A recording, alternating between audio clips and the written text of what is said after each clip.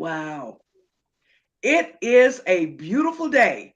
Thank you for tuning in to Bonga Dada Bonga. That's right. Bonga Dada Bonga. Bonga Dada Bonga. You know, I get so happy every time I say that word because in a little bit you'll find out what it's all about. But this is Bonga Dada Bonga every Thursday live at 7 p.m. East Africa time, 12 noon New York time. We have an exciting show for you tonight. And I'm not going to spill the beans. I'm just here to say hello and to thank you for tuning in. Listen, get on the phone, get on the PC, call your friend, give them the link. Facebook.com/bonga so you can hear the show that we've got planned for you tonight. Well, let me tell you, we have a very illustrious host for the show tonight. And I'm just going to say Miss Sheila because I don't want to mess up her last name. I just want to say Miss Sheila. Don't worry about And Miss there's a Sheila. lot that we're going to be covering tonight.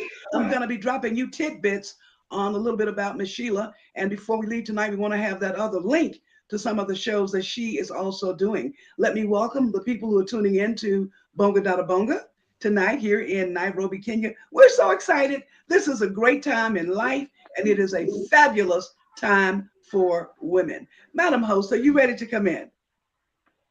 Yes, ma'am. I am All ready. right, here she is, the one and only, the fabulous, the beautiful, the bodacious Sheila. Thank you so much. It's always a pleasure and an honor to join you and to join the panelists and, of course, all the different people who tune in to view Dada Bonga, Bonga Dada Bonga every Thursday. It's a pleasure to return again as a host. I am so honored and so happy to be here. We've got such an eminent panel that is joining us, but what a phenomenal time for Kenya. Wow, what a week, huh? What a week. So I begin by saying good evening and welcome to yet another episode of Bonga Dada Bonga. A very big thank you to the Queen Mother for hosting us again this Bonga, evening. nada, bonga. Yes, yes, yes. We've hosted several women over the past few weeks, and these were women who were running for elective positions across the board in different capacities in the country of Kenya. And last week, Kenyans went to the polls and we cast our votes. It was a quiet week for many as we waited for the results of Kenya's fifth elected president and of course the positions that everybody was vying for. But quickly amidst a flurry of activity, President-elect Honorable Dr. William Ruto declared victor and his rival, two of his rivals at the polls conceded already, but one of his rivals, Honorable Raila Odinga, is following constitutional procedure at the Supreme Court to contest the result. Now, this evening, our conversation is titled The Kenyan Election Coverage 2022. And we're going to be looking at how the race was run, and most importantly, how it was covered, not just by mainstream media, but by all forms of media that everyone was able to access. So, social media will also be coming into focus this evening. And for this chat, we are joined by the following people.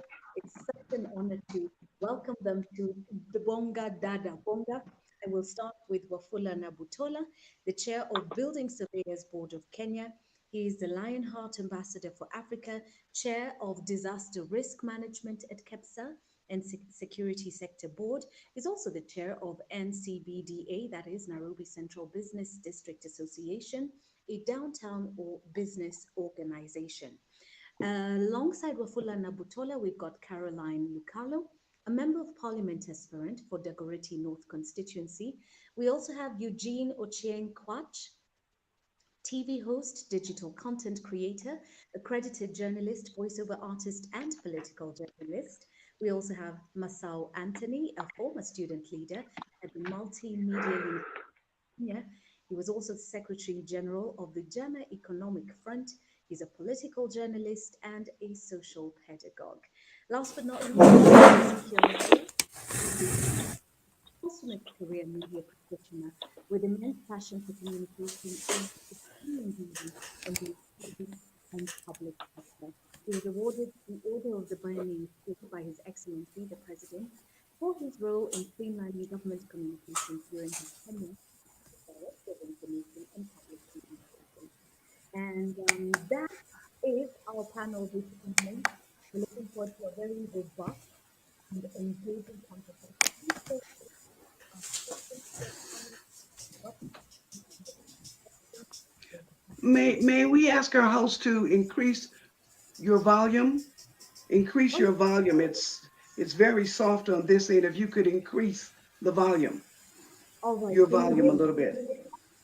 I have a very quiet voice, so I always have Okay. a. Okay. Then we'll listen harder.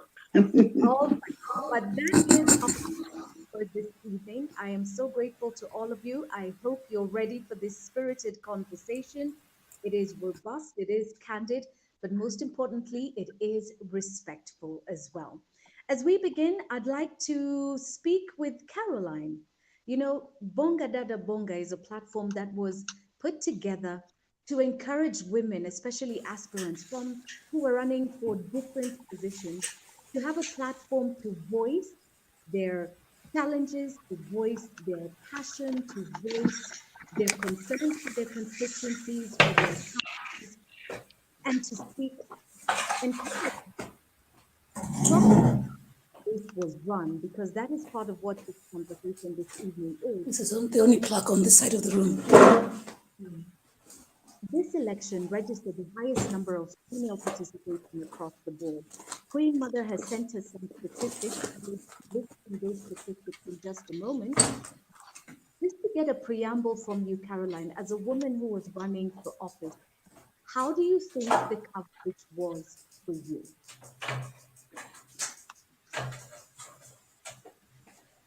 Carol? Carol, are you there? Let's hope this power lasts. Carol, can you put your camera on? There she is. Good evening. Good evening. Sorry about that. Just Okay. trying to sort out technical issues. Oh, it happens Okay. about that. But the first question, of course, you're going to set us off because Bonga Dada Bonga was a platform for women aspirants to speak about their experience in vying for office. And we do talk about media coverage, whether it's social media or traditional media. How do you feel your race was run when it comes to coverage? What was that like for you from the moment you began to campaign? Do you feel you got the coverage that you should have gotten, and what could have been better if that was not the case? Thanks, Sheila. Good evening, everyone. So for me, it was impossible, literally, to get any coverage. My experience was and has been that if you're not a known name, then no one is interested in speaking to you. So the most visible of the candidates was the lady who was elected, and we're very glad a lady was elected, Beatrice Elachi, because she had a cabinet administrative secretary position. So she was known by the media. So it was fairly easy for her to get coverage. If media was available, they would always go straight to her. Then additionally, sorry to say, but there are media people on the ground who will ask for money. So if you don't have money to pay, then you don't get the coverage. So it was very much just going door to door and being on the ground rather than looking for media coverage. Even social media, whatever there was really pretty much just driven by myself, and people were supporting me. So that was my experience. It was difficult, not just for me, for very many of the candidates. Right. Looking at mainstream media sidelining many voices that needed to be highlighted, I can't help but think we're living in an age of social media. Did you make any inroads? What channels were you using online? And who would you say was drawn to your messaging while you were sending out your messaging online? So I used Facebook mainly, and I did a few Google ads as well. I think I would say that it's people who really wanted to engage on issues, very issue-based, who were drawn to my messaging. So it was not so much about, popularity and beating drums and what have you, but really people wanting to know more about, okay, fine, you're talking about health and education, but what are the concrete measures? What sort of legislation? What do you see the challenges are for lower income communities as well as across the board? So it was really people who were very much driven by issues. Young people, even though many had not registered to vote, but young people were interested in a hopeful message. Women, of course. So I'd say those were the two main constituencies that were drawn to my message. Wonderful. That's great. Opening this question to our panelists as well, I would like to get their opinions and find out what they thought about how media covered women aspirants, whether they were running for governor, whether they were running for women's rep, whether they were running for, across the board, because this has been a phenomenal election for women. In absolute numbers, we now have women. We have 7 elected governors, 3 from the Mount Kenya region, 1 from Rift Valley, 1 from Nyanza, 1 from Coast, 1 from Eastern Kenya. We have 3 senators, Nakuru, Isiolo, and Machakos. We have a record of 29 members of a National Assembly from each region in Kenya, and 47 women reps, 90 elected, out of 90 elected officials in total. What a historic election and a great time for women. However, to the rest of our panelists, and I will start with Wafula, what did you think about that coverage for women by the media and by the women themselves?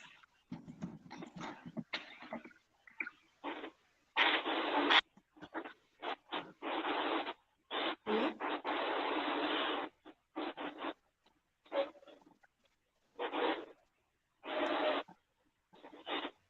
Right? If Wafula is not close by, Yeah, yeah. okay. Only I don't know what to do. We're having a feedback issue from your end. It's not that, Mm. but I can hear you. No, we the end. Yeah, hi. May I All ask right. you if Eugene is fine? As best as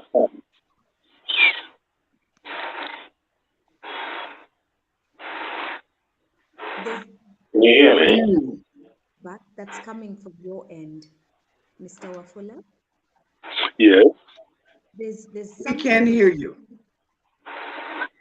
Okay, what do We can hear you now, but we do not see your picture at this point. But the sound is coming through. I think for the time being, just do my sound, my voice, as powerful as it is, while I can't do because I don't know how to do in the I don't know. it's not very clear myself, and I think I can see you. yes, we can hear you, but it's distorting just a little bit. Yeah, yeah. Talk. Okay. Mr. Wafula, could we go to Eugene? Eugene, is that you? I think go to Eugene what I do while I try and stop. Yes, please. Thank you. Eugene, on the issue of coverage and helping women get the message across, what is your assessment of how traditional media did and how the candidates themselves employed and used social media? I can't get it pretty well. There's quite an issue with the mic, the sound. Okay. Go. I can hear you. Can you hear me? Yes, go ahead. But I can't get it clearly. The question is concerning coverage by mainstream media. Do you think female aspirants were given enough coverage and what could have been better? Well, if I got your questions quite well, you're talking about the election coverage and what I think about the elections of 2022. Yeah.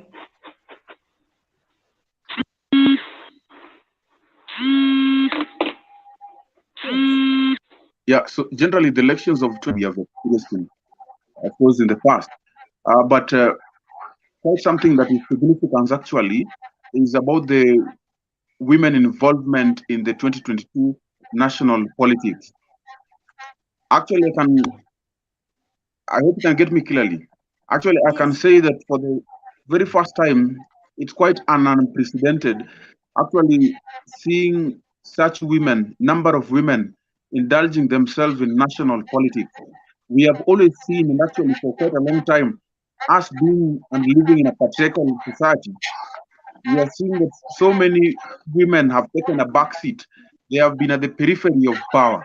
But this time we have seen many women taking chances to go to the ballot, though most of them have not actually gotten the position, but actually it was quite a significant step that women have made to the national problem, to be, of course, in the national discourse.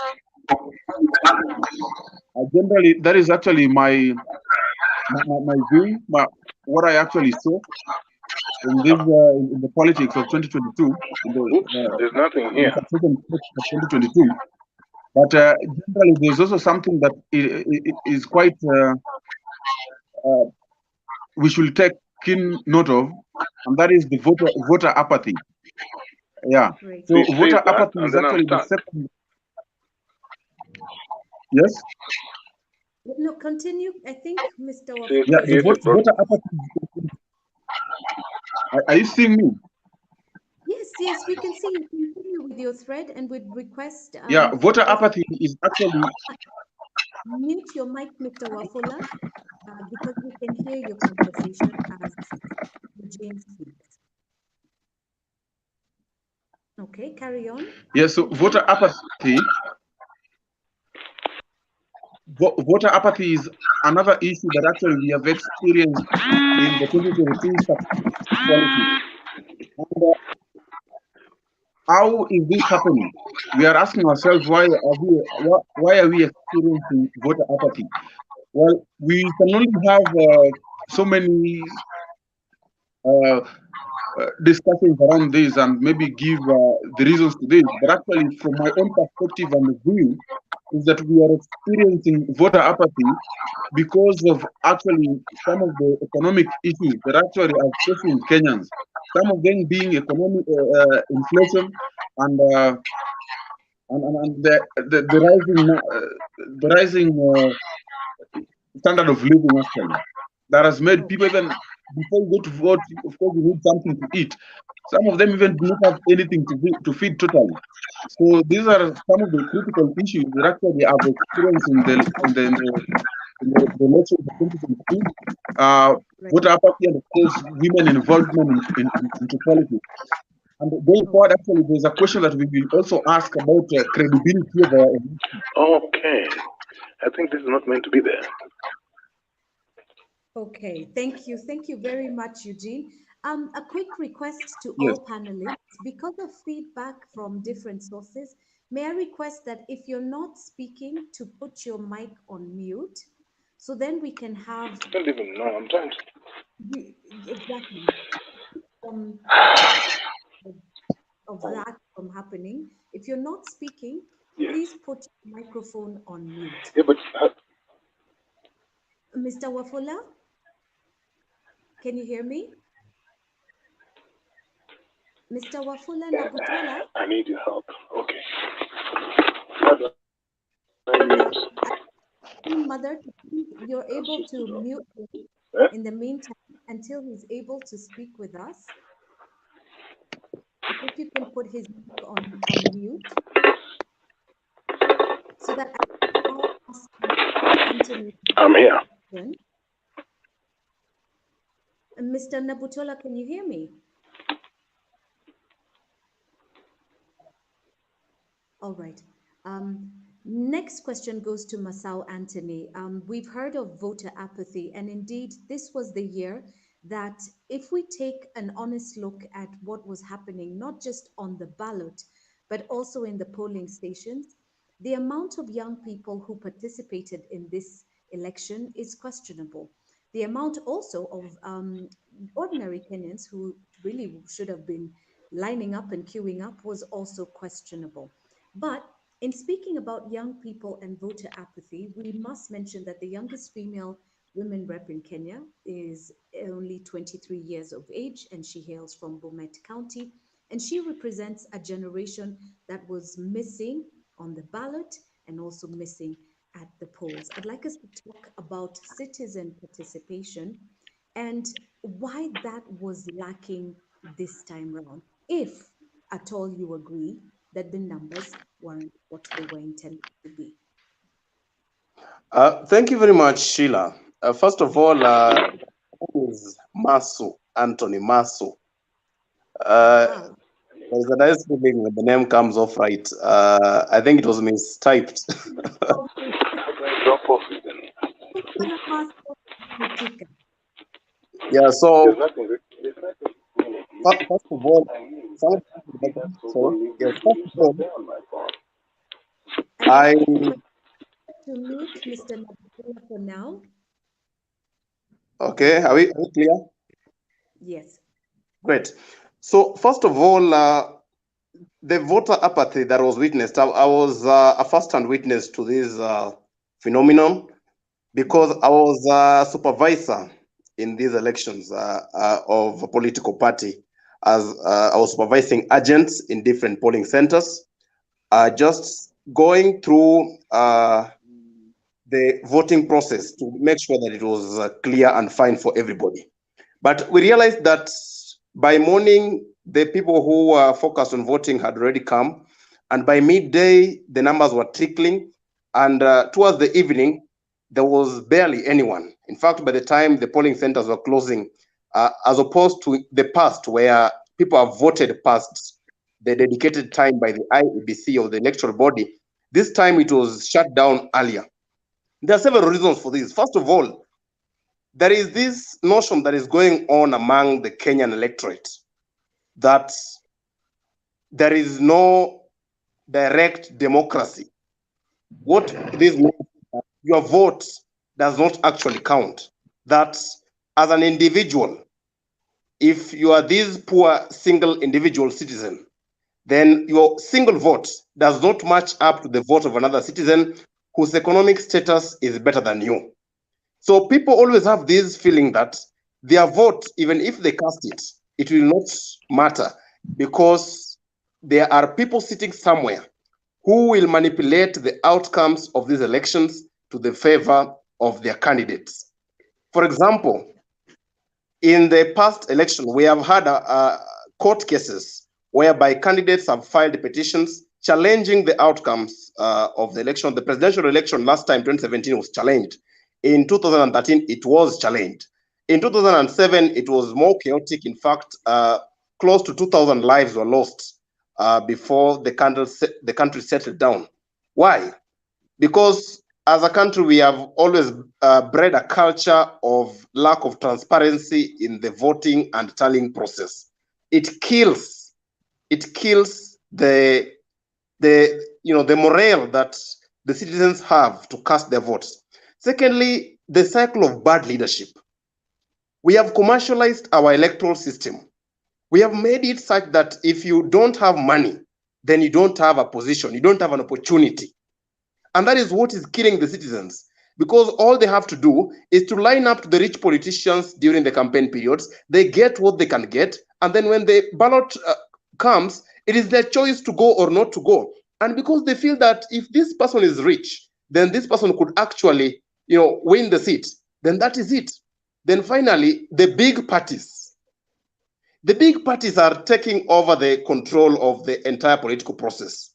I was in a region which was dominated by the United Democratic Alliance, and only the candidates that were fielded using this party, the UDA party, managed to find an opportunity to get.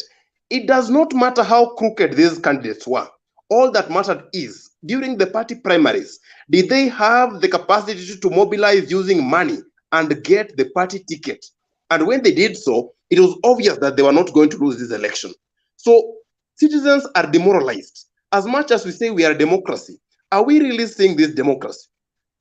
In these elections, there are issues that have come up even before the electoral petition is had.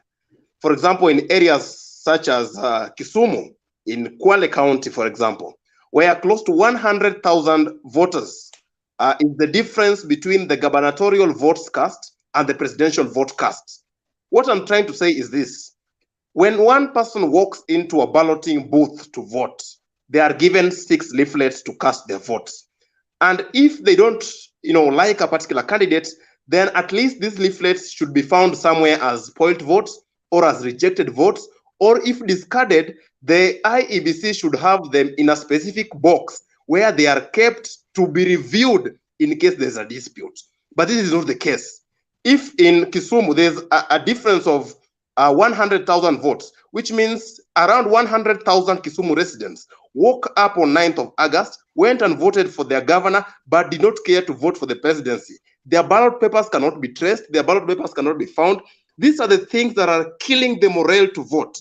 In the next election, these 100,000 people whose vote did not count, whose votes did not count, will be very, very, very careful about the decision of whether to line up very early in the morning to cast their ballots. So as a country, we are trying to be as democratic as possible. We are trying to be transparent in our elections, but there's still more to be done. The government and the state needs to, culture a culture of transparency to make people believe more in this process. Accountability of leaders needs to be improved. We need to call more leaders into action. This will give citizens a voice. It will give them confidence to come out and choose their voters. Thank you. Right. Thank you. Thank you very much. Very well said, and very big issues you've unpacked there. And I'm sure over the next few days we'll see more of that unfold as the petitions are submitted in the courts. But I'd like us to still stay on citizen participation. Mr. Nabutola, I would like to hear from you a little bit more. Was enough done to affect the voter turnout? Because Maso has really made mention of very crucial things, where there's voter apathy, where people feel disenfranchised, where people with more money are able to buy more votes. I remember not too long ago, there was an initiative called Vijana Tugutuke, and that really stirred up young Kenya. I thought that would be the same case in this election, but strangely, initiatives to get younger people more engaged, initiatives to get people questioning about, for instance, more women reps and what their responsibilities are and should be. There was hardly anything in the name of sensitization. So my question becomes, whose responsibility is it to affect voter turnout? Is it the media's responsibility? Is it the IEBC's responsibility? Is it the political parties who bear that responsibility, in your opinion?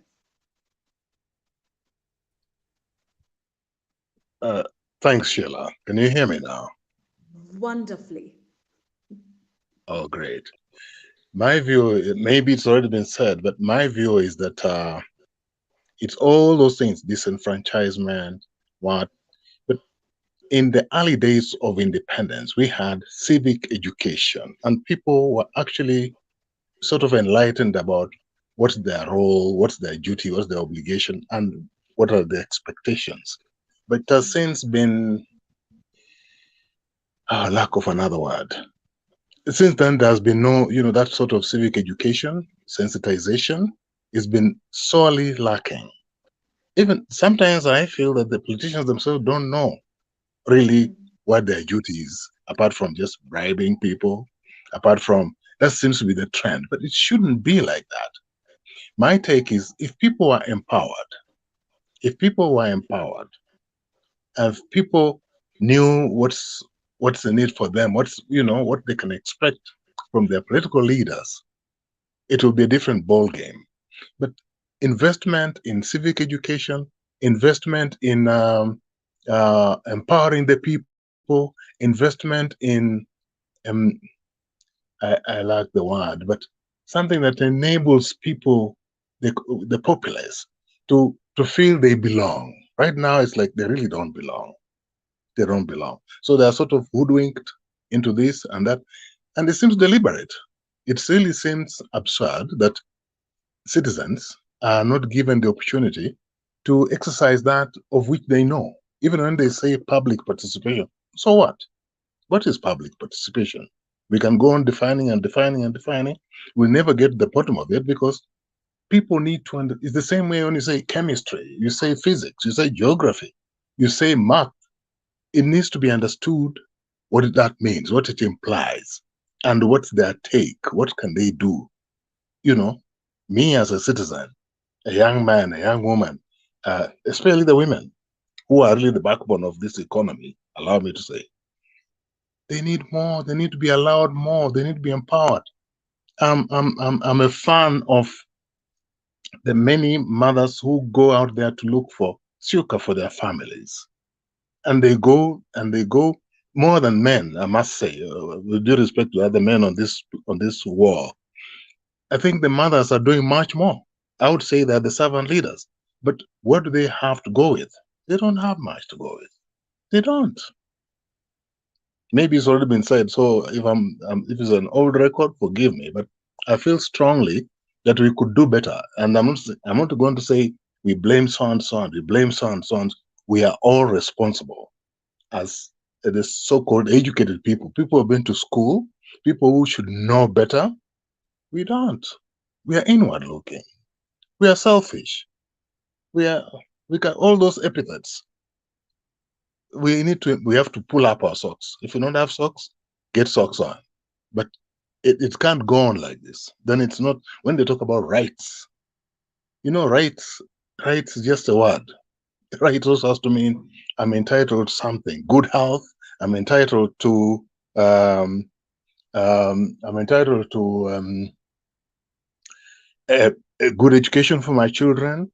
Good, if my grandfather is of a certain age, let him be given that the retirement something because I've served this country. So there are a lot of voids, Sheila. There are a lot of gaps that we need, all of us and others who are not on this platform. We need to go forward and identify them. We actually need to conduct another research. Although I know Prof had conducted a research, we need to do another one or just build on that one. But we can't go on like that. Thank you very much.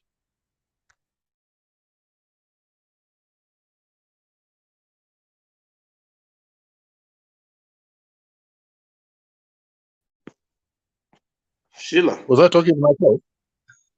No, we can hear you. Sheila is kind of lost, but I get the angle that you've brought in. That we need as citizens to be more involved into this process and own it. We should not let this become a process of politicians. I think for a long time in Kenya, election has been left to be a thing of the politician. We should trace the roots of election. We should look where we started this. Why did we start? When did we start feeling that every citizen has a right to, have a voice in the process of their governance? And when we actually own this process as citizens of Kenya, then only will it get better. Only will we kill voter apathy. Only will we start taking our leaders into accountability. We have frameworks that were instituted by the new constitution, such as impeachment, whereby if a leader does not perform, then the citizens have a process through which they can recall that leader. The recall clause. You can recall a leader. If a governor is not performing, the members of county assembly can impeach the governor. The president can be impeached. We have a recall clause, but because we do not own the process, we sometimes feel like we do not have the capacity, or it is not our job. Some people feel that this political process is for the politicians. For the rest of us, let us work very hard, make the little dimes we can make from our small businesses, and and keep on rolling with life, which I think is not the way we should be facing this. So ownership of the electoral process, very, very critical. Constantly interrogating the process, constantly interrogating the IBC, constantly interrogating candidates. We need to own the process. Thank you, Marcel. That is very well said. Just to continue with that thread on civic education and civic participation, I'd like to hear from Caroline. Knowing what you've gone through after, contesting and the outcome, looking ahead for you, their lessons learned. So, what are your lessons learned going forward? And is this something that you're going to try again?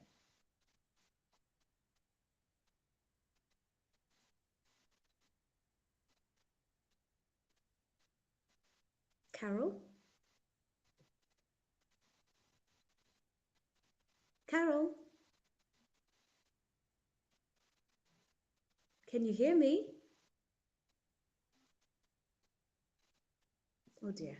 Have you lost me or have I lost you? Looks like This, we may have lost her for a moment. She's okay. not in the studio at the moment. All right. Okay. So we'll move forward, and then when she's back, I can revisit that question. But, gentlemen, I'd like us to turn to the Okay. media role scorecard for now.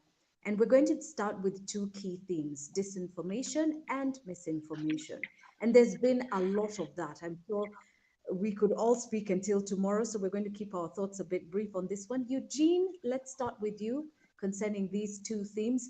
We know what disinformation is: giving false information to mislead people, and misinformation is giving inaccurate information with the intention of deceiving people.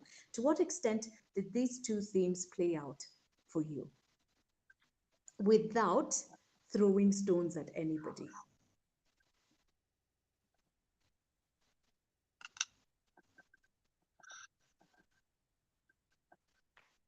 Eugene?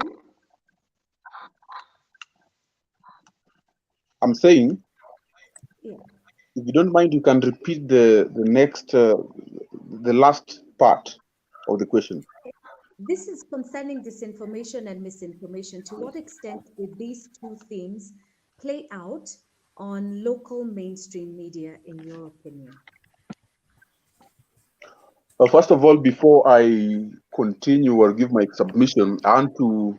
I saw Dr. King. I was watching KTN News, and I've seen Dr. King uh, being part of the delegation that were actually behind women leadership. I've just seen her right now in KTN News, and I want to actually congratulate you.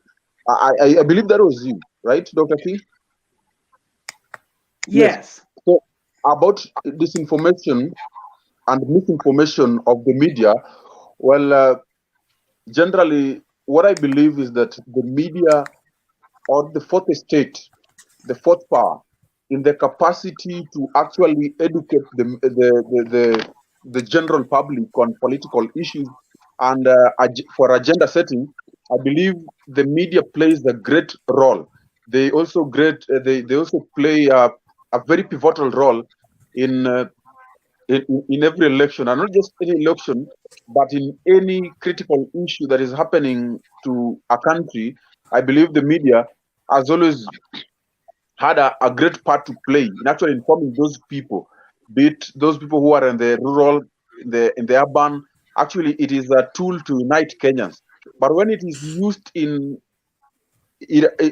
the tool of the medium is actually used wrongly, then actually it causes chaos. For example, when you talk about politics generally, when we misinform people about certain issues, for example, they are always and Max will agree with me in this. When you talk about, for example, bottom up economic approach, for quite a long time there was misinformations and actually half truth about what really bottom up economic approach is.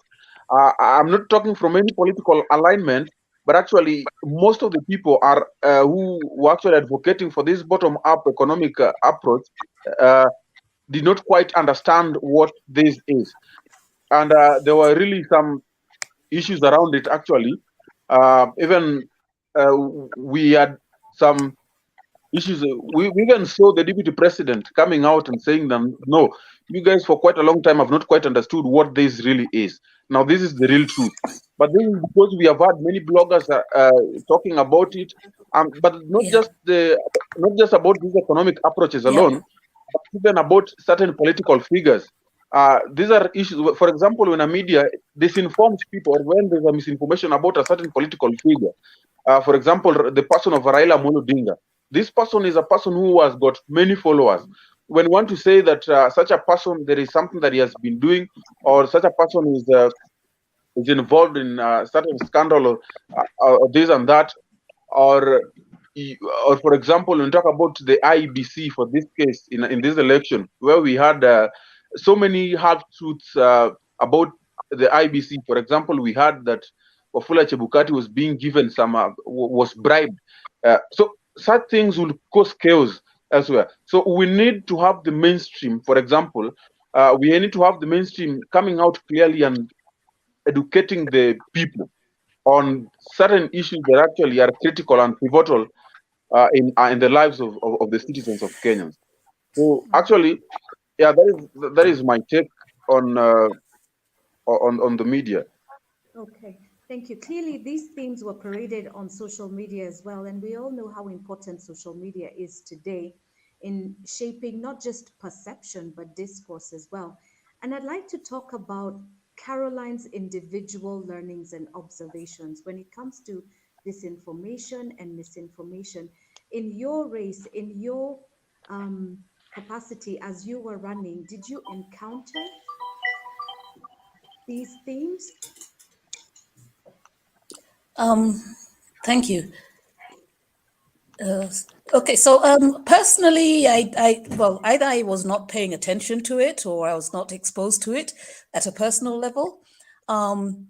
I think that this is not my first time to run, and on the ground we've done a lot of work. Not just me, some of the other women leaders have done a lot of work. So our focus, a lot of what we've talked about, has always been around, vote for a woman. That was the big push for us in Dagoretti North.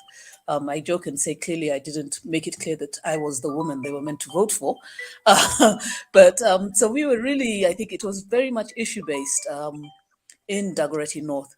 The disinformation we saw a lot of was around the presidents, the two presidential candidates. There was a lot of disinformation and misinformation.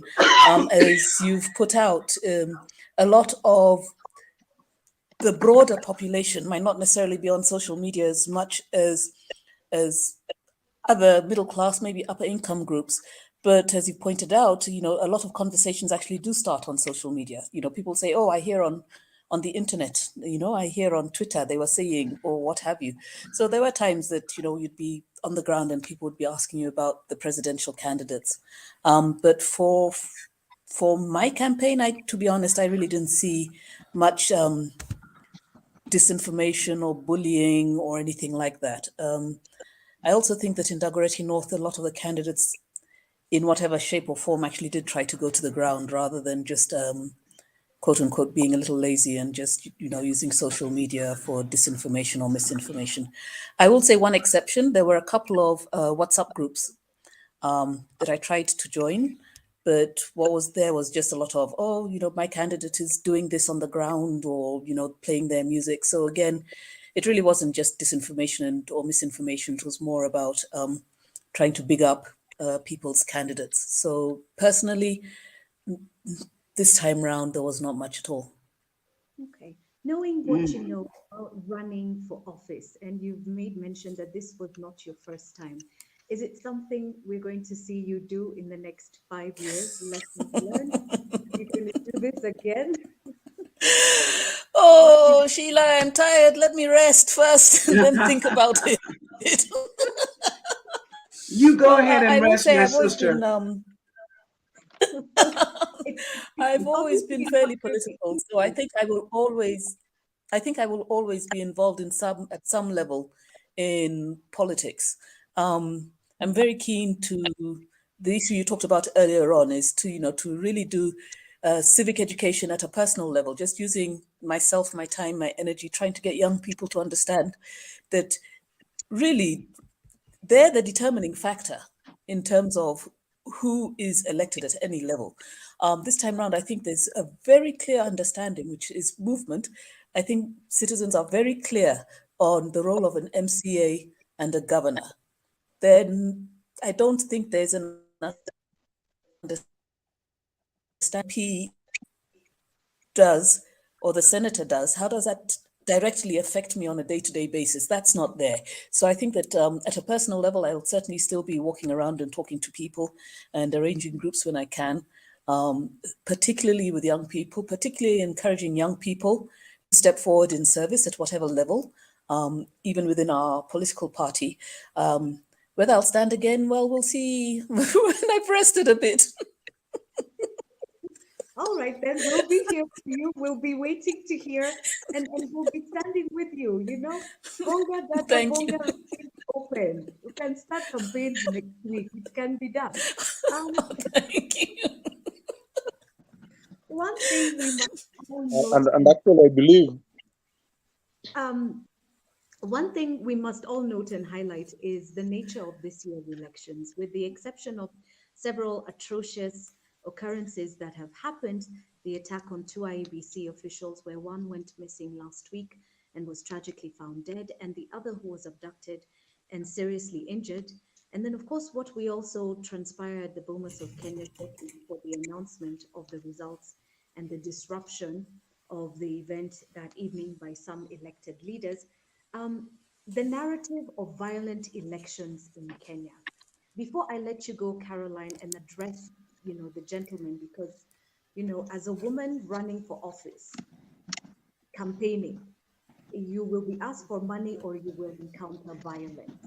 And because it is said women are weaker, it is far easier to mete out the violence on women aspirants than their male counterparts.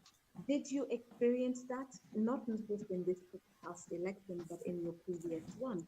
Have you ever encountered violence? So the first time I stood was in 2007, and that was a real wake-up call in terms of experiencing violence.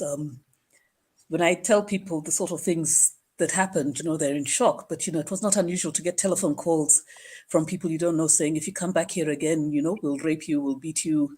I had a meeting where someone broke into the meeting and with a knife, and one of the people I was speaking with, someone who was attending the meeting, was stabbed. I had a gun pulled out on me, I think it was 3 times, people jumping on my car and what have you. But I think that was the first outing, and I really didn't have as many connections. This was in Kawangware. I didn't have as many connections in Kawangware. I think since then, I've remained connected to the community. I don't think it, they see me there, I shop there, I visit people there and what have you. So since then, it hasn't been so bad, but I do encourage women to, you just recognize you are a woman, and violence is used against women in Kenya. I think I've said previously in other forum that, sometimes, you can feel like Kenya doesn't like women, you know. I saw once on Twitter when the young lady from Zimbabwe was attacked on Thika Road. A gentleman wrote and said, it must be horrible to be a woman in Kenya. You're not safe in your car. You're not safe in your house. You're not safe in a boda boda. You're not safe in your office. You're not safe in your own compound. Where are you safe? And that is blown up even further. When you are a candidate, when you choose to stand. So I do encourage women to look for the men in the community, to not necessarily that you hire a bodyguard, because who has that sort of money, but certainly if you start early, as you're saying, and you do form connections, then the community itself at some point, even for me, was saying, no, you can't just jump on a matatu and come. We have to meet you. Tell us when you're coming. We have to meet you. If you're coming on a boda boda, if you're coming in a car, we have to meet you. And, they'd make sure that there's a man or men who are known in the community walking around with me. So I do encourage people to do reach out to community, form the connections, and work with.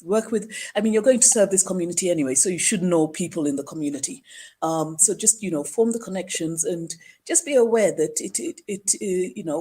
when women are bullied online, when they are ridiculed, when they are physically threatened, it is an intimidation tactic to get you to stop campaigning, to stop going to the ground. So be aware that that is a tool that can be used.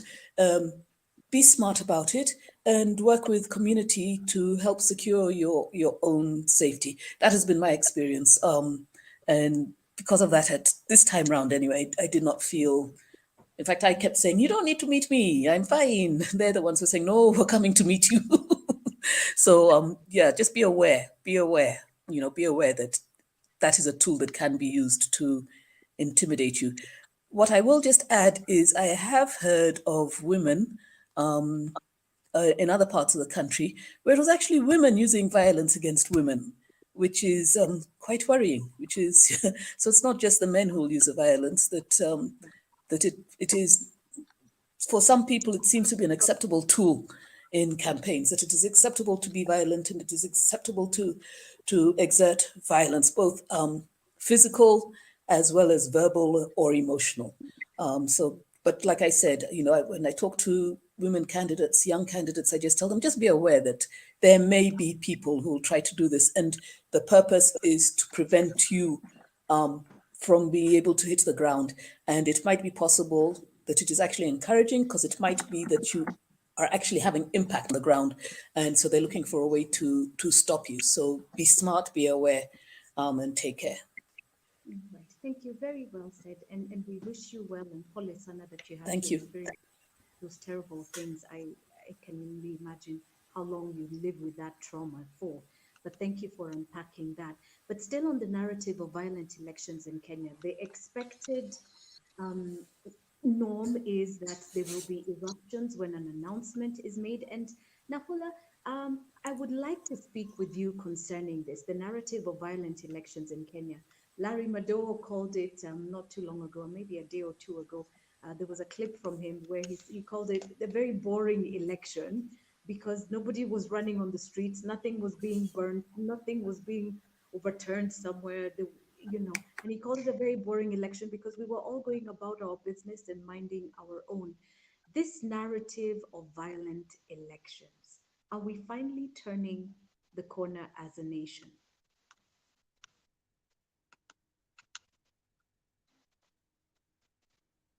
In your thoughts?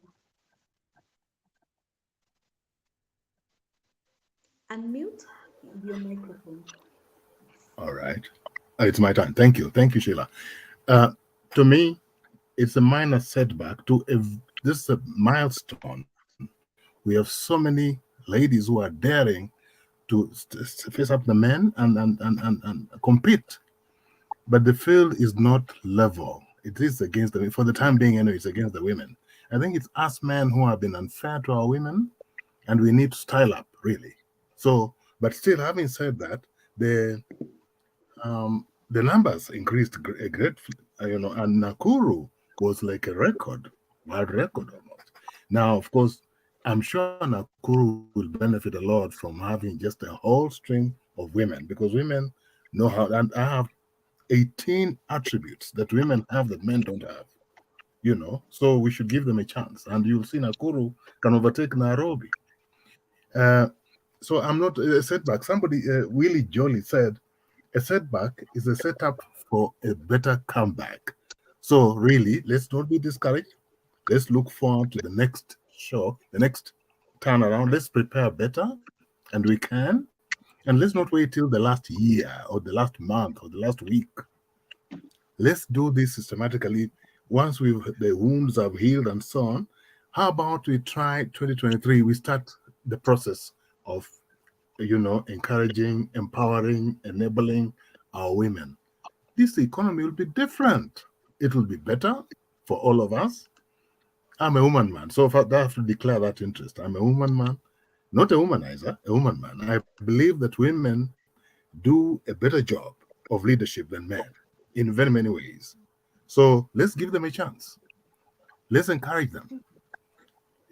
Let's give, like somebody said, let's give them a place to stand, and they'll move the world. We could become a, a super economy if we let our ladies lead us for once. And also, let's stop drinking. I think we drink too much instead of helping our women, and I think that's another challenge.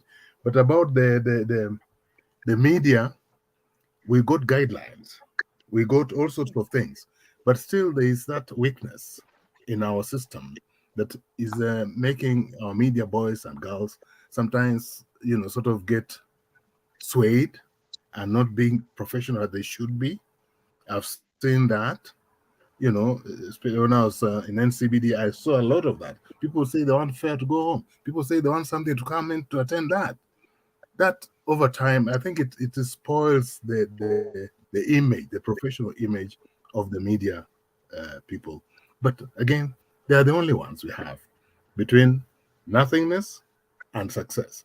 So let's talk to them in a way that we can humor them to our side. We need them, but also they need us. But it shouldn't always about politics. We should have other things, and we do have other things to talk about. I can say a lot more, but let me leave it there, Sheila. I really appreciate this opportunity, and I'll be off stream. I'll be liking to meet that candidate. I'll invite all of you to the club, and we have a beer or soda or whatever, and maybe we can begin strategizing on what you should do next time. But don't give up. Thank you. Early bird special. Uh, Okay. But as we Before I think before he goes away, well, I'll request for your number, sir, so that at least we can have a conversation that on will be TV. taken offline. Thank you, Eugene. But I'd like us I'll to be delighted.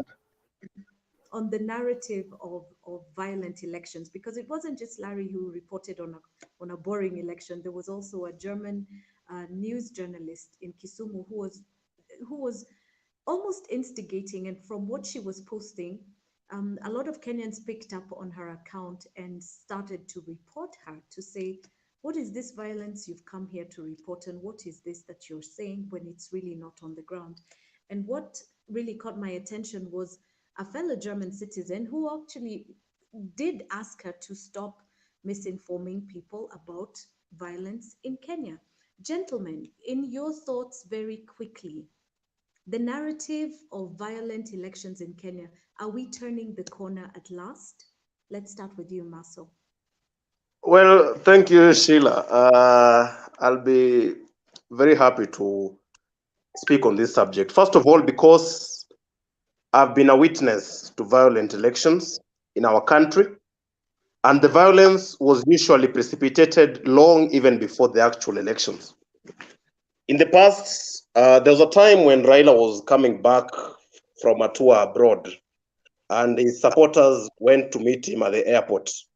And as the convoy made its way to Uhuru Park, where there was supposed to be a rally, which was later diverted, a lot of people were injured. Some people were shot by the police. There was already a build-up for violence.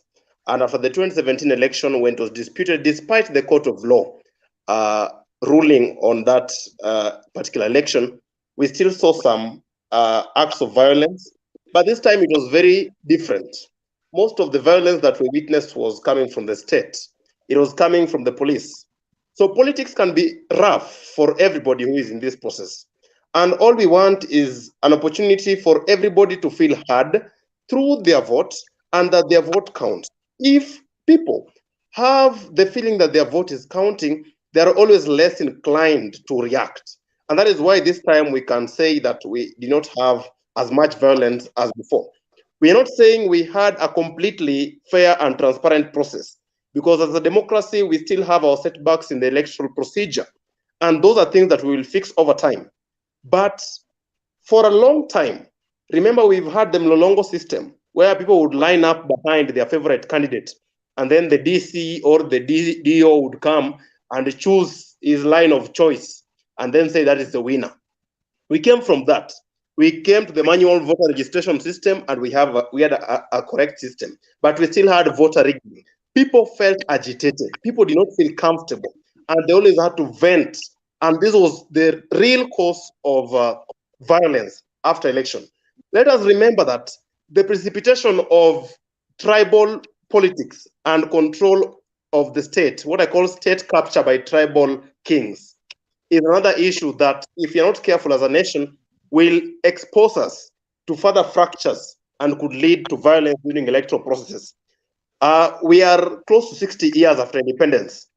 Or in Kenya, we have about 48 tribes. Out of all these, exactly 2 tribes have had power. That means that out of all these remaining tribes, They have never gotten a person who is capable of handling power, and we must keep on waiting. We had a new constitution that gave an opportunity to women. Kenya had an opportunity this time to get a woman as a deputy president, but the people did not take that opportunity.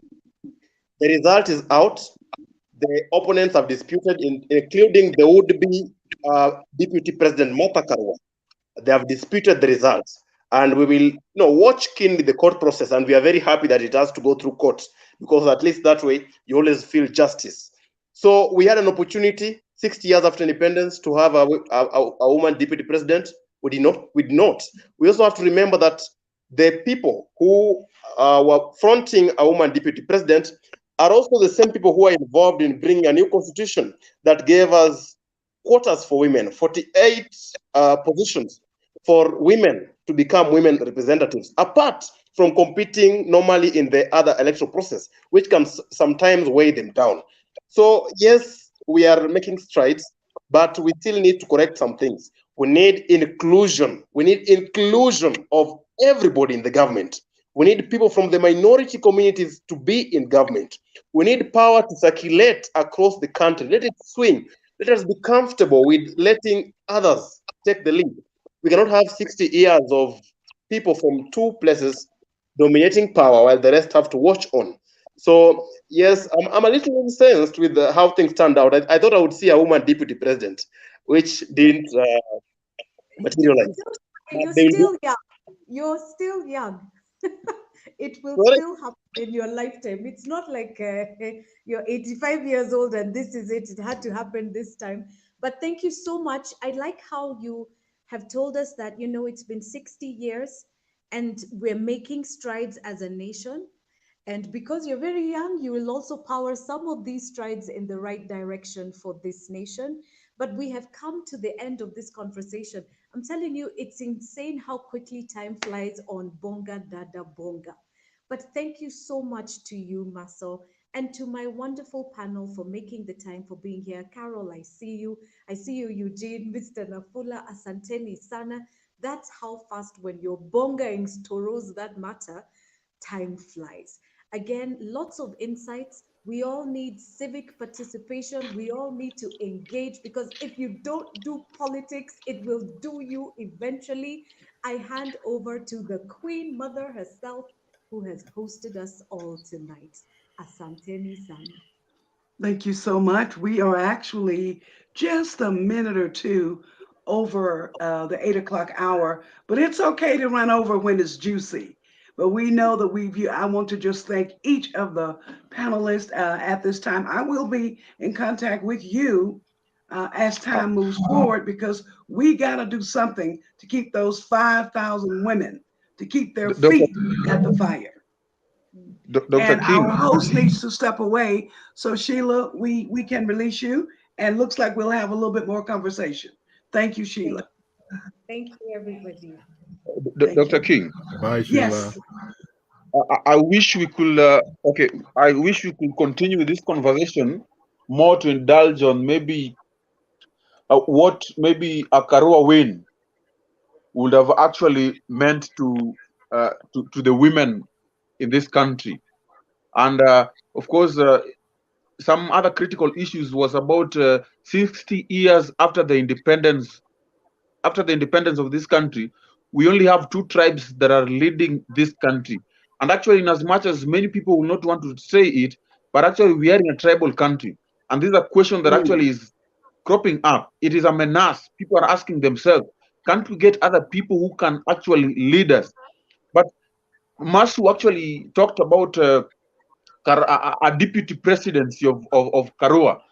And of course, he's asking himself that he was wishing that this time he could have gotten a chance of seeing a deputy president, a female deputy president.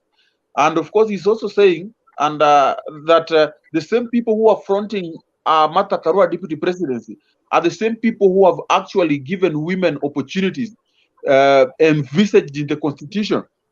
And of course, we are asking ourselves that what is it that actually uh, a DP for a Karua would have meant. Yeah, it is clear that actually both Kenya Kwanza and Azimio had entrenched gender stereotypes.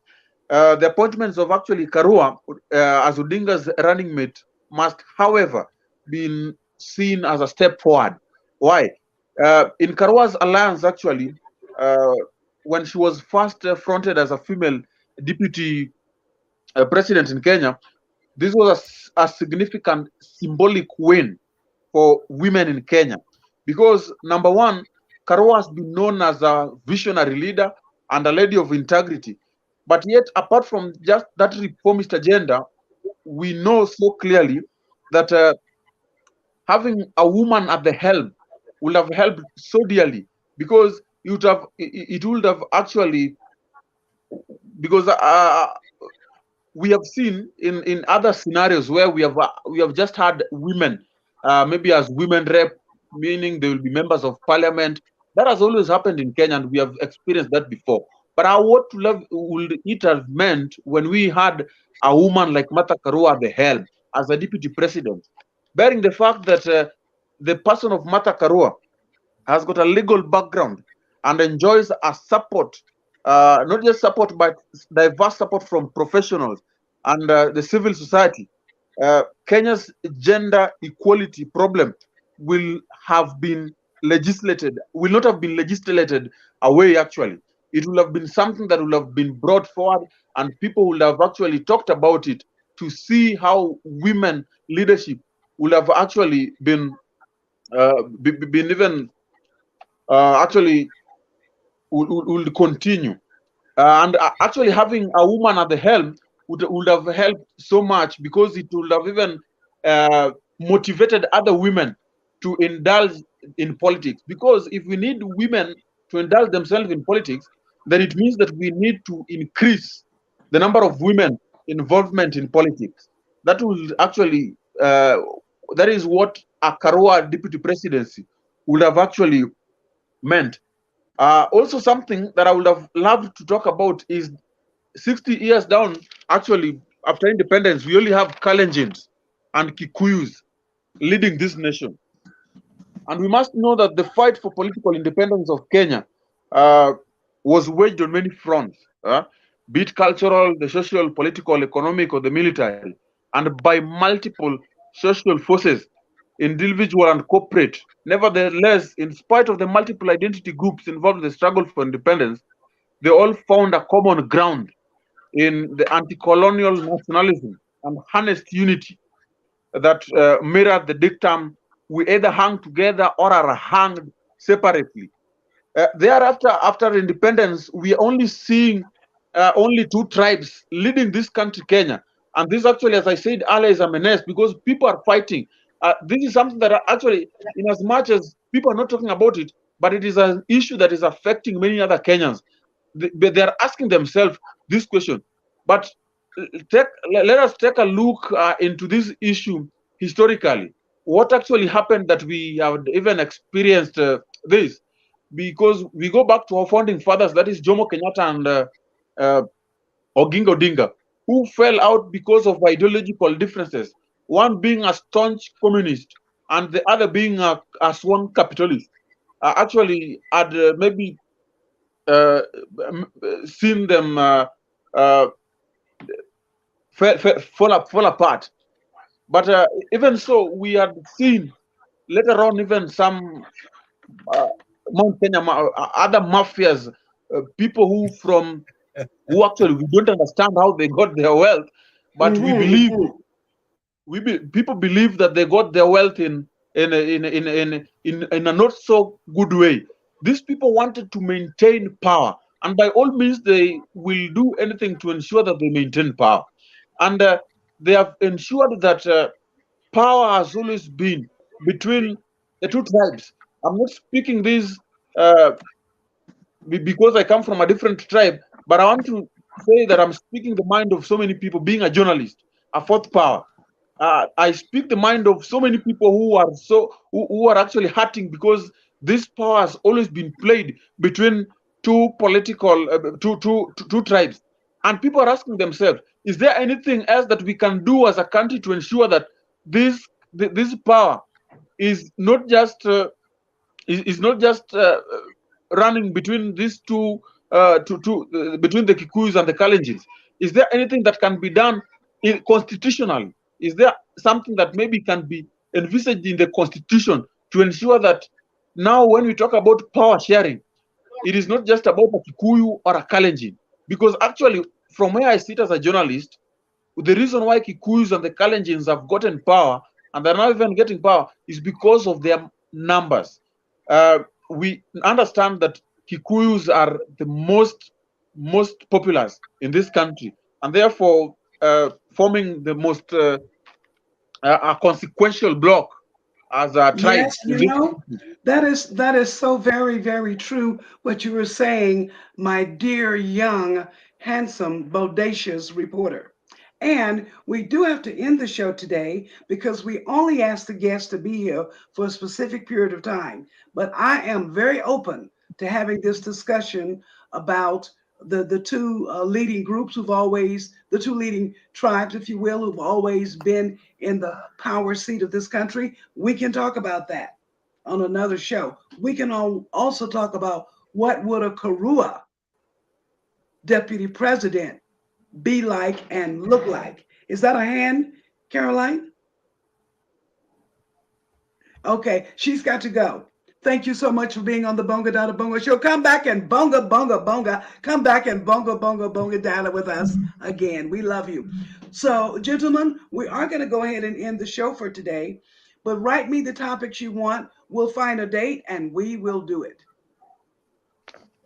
Thank you. Bye. Thank you so Thank much. you. Thank Thank you you to very our much, listening Prof. audience.